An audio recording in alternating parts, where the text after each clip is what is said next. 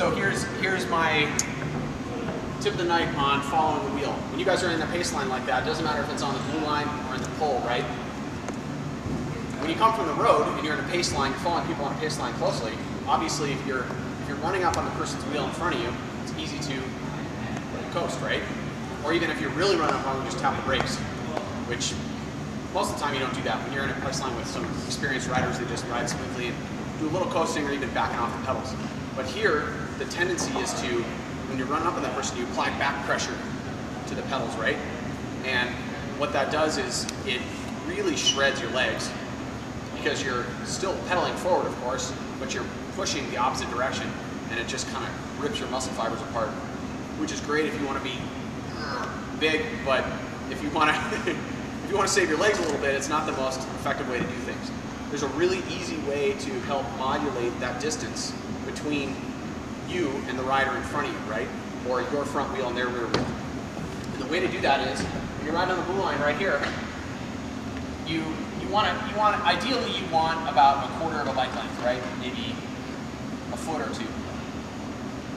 As you're approaching, as you're riding along, if you find that you're running up on the person in front of you, the simple thing to do is just steer your bike up track a little bit. If that person's right on the blue line, you ride 6 inches higher, 8 inches higher, every time you do that, you go up a tiny hill, right? And if you're in the corner, you're doing extra distance. So your speeds will equalize really quickly, right? So if you're running up on them, you feel like, oh, I'm gonna cram into these guys, just ride up track a touch. And your speeds equalize.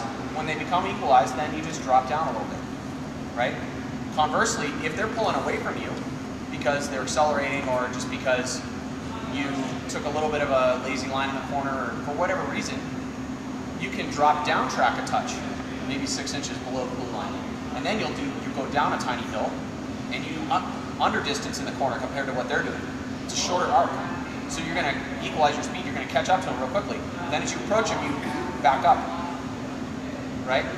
So a road pace line and a track pace line are very different in the sense that in a road pace line, everybody's like this, right in a road. And when you have a double pace line, everybody's real close together and kind of all having this smooth line. Everybody's saying, hold your line, be smooth, right?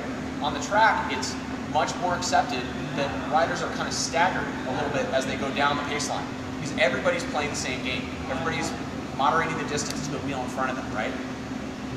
So as you become more familiar with, at first it'll become very mechanical.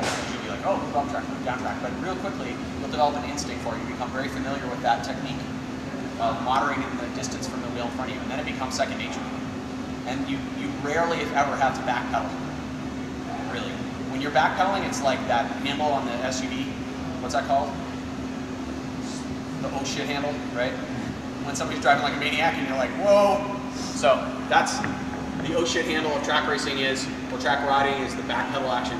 You only break that out in emergency situations or situations where there's a really big speed difference. There's just nothing you can do about it. They happen sometimes, but not really that often, right? Especially if you are thinking ahead and aware of what's happening in front of you on the track. So that's a great technique for us to work on. We can work on that for sure. Another tip is to help you follow the wheel closely is a lot of riders would be riding and they'll be looking right here at this back wheel, right? But that wheel is so close to your proximity that by the time you run up on it, you have no choice almost but to react with the back pedal. So that's what I was saying.